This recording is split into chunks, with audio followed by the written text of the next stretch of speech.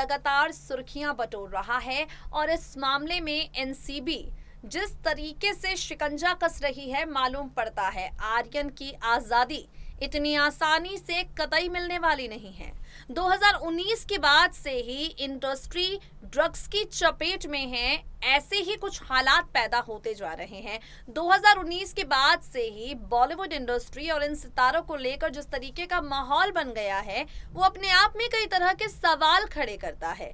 सुशांत सिंह राजपूत के निधन के बाद ड्रग एंगल में एक के बाद एक सितारे फंसते जा रहे हैं, चाहे बड़े पर्दे के हों या छोटे पर्दे के। बट आर्यन खान का इस मामले में फंसना इस केस को हाई प्रोफाइल बना गया है।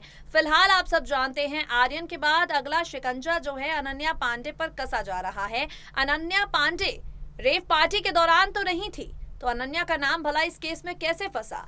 अनन्या का नाम इस केस में जुड़ा है आर्यन के व्हाट्सएप चैट्स के जरिए। इन्हीं के आधार पर एनसीबी ने अनन्या को पूछताछ के लिए बुलाया।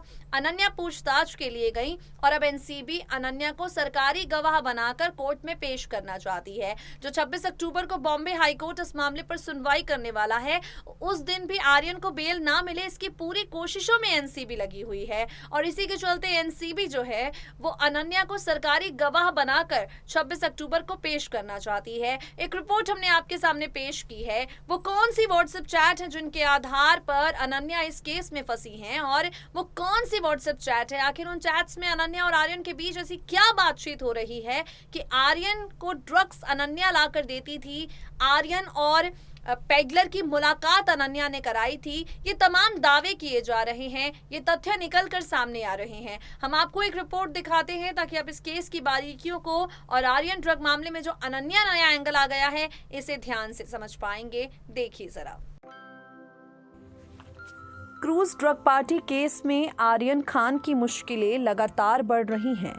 इस केस की जांच कर रही एनसीबी अब आर्यन और अनन्या इन दोनों की व्हाट्सएप चैट के साथ साथ इनके फाइनेंशियल ट्रांजैक्शंस की डिटेल्स खंगाल रही है। जांच एजेंसी को कुछ संदिग्ध लेन देन के सबूत मिले हैं, इसलिए अब अलग अलग तरीकों से जितने भी ट्रांजैक्शंस इन दोनों के बीच हुए हैं, उनकी पड़ताल की जा रही है। आपको बता दें, आर्यन की व्हाट्सएप चैट मामले में एनसीबी ने अनन्या पांडे से 4 घंटे पूछताछ की और उसके बाद सोमवार को उन्हें दोबारा एनसीबी के दफ्तर बुलाया है। देरी से हाजिर हो जाने के चलते एनसीबी के जोनल डायरेक्टर समीर वानखेड़े ने अनन्या को फटकार भी लगाई। सूत्रों के मुताबिक एनसीबी चीफ ने अनन्या को कड़े शब्दों में कह दिया है, ये सेंट्रल एजेंसी का ऑफिस है, आपका प्रोडक्शन हाउस नहीं। जितने बजे आपको बुलाया जाए उतने समय पर पहुंच जाया करो। आर्यन से जुड़े ड्रग्स मामले में पूछताछ के लिए शाहरुख खान की मैनेजर पूजा डडलानी भी एनसीबी ऑफिस पहुंची। पूजा अपने साथ कुछ डॉक्यूमेंट्स लेकर आई हैं। आपको बता दें, एनसीबी को इस पूरे मामले में इस बात के पुख्ता सबूत मिले हैं कि अनन्या पांडे ने आर्यन तक 3 बार ड्रग्स पहुंचाई थी। हालांकि अनन्या ने आर्यन के साथ किसी भी तरह की ड्रग चैट से इनकार कर दिया है। आर्यन को ड्रग सप्लाई करने की बात को भी अनन्या ने खारिज कर दिया है। एक बार एक्ट्रेस ने एक बड़ी पार्टी में उन्हें ड्रग्स ला कर दिया, ऐसा सूत्रों का कहना है। इस बारे में एनसीबी के एक अधिकारी का कहना है कि अनन्या का फोन भी जांच के लिए लिया गया है ताकि पता चल सके उन्होंने अपने फोन से कुछ डिलीट तो नहीं किया। एनसीबी सूत्रों की माने तो अनन्या पांडे ने साल 2018 से साल 2019 के बीच आर्यन को एक ड्रग पेडलर का नंबर दिया। आरोप यह है कि आर्यन उस चैट में गांजा अरेंज करने की बात कर रहे थे।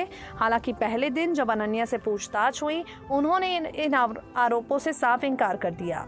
एनसीबी के करीबी सूत्रों की माने तो सेंट्रल ये जो एजेंसी है आर्यन मामले में अनन्या पांडे को सरकारी गवाह बनाने की कोशिश कर रही है। हालांकि एनसीबी की इस पेशकश को अनन्या की ओर से ठुकरा दिया गया है। वो बार बार सिर्फ यही कह रही हैं कि उन्हें इस मामले में कोई जानकारी नहीं है। चैट की बात को भी एक्ट्रेस ने खारिज कर दिया है। अनन्या और आर्यन दोनों बेहद करीब रहे हैं। अनन्या आर्यन से जुड़े कई राज बता सकती हैं, ऐसा एनसीबी को मानना है। वो इस मामले में अनन्या को सबसे मजबूत कड़ी बनाना चाह रही है। अनन्या ने सिर्फ इतना ही कहा, चैट 2018-2019 के बीच के हैं और मेरी आर्यन से अच्छी दोस्ती थी, हमारे बीच हंसी मजाक चलता रहता था।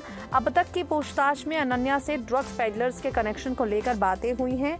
अनन्या पांडे के मोबाइल के डेटा रिट्रीव करने की कोशिश में एनसीबी लगी है। एनसीबी को उम्मीद है कि अगर डेटा मिल जाए तो आर्यन केस में नए खुलासे हो सकते हैं।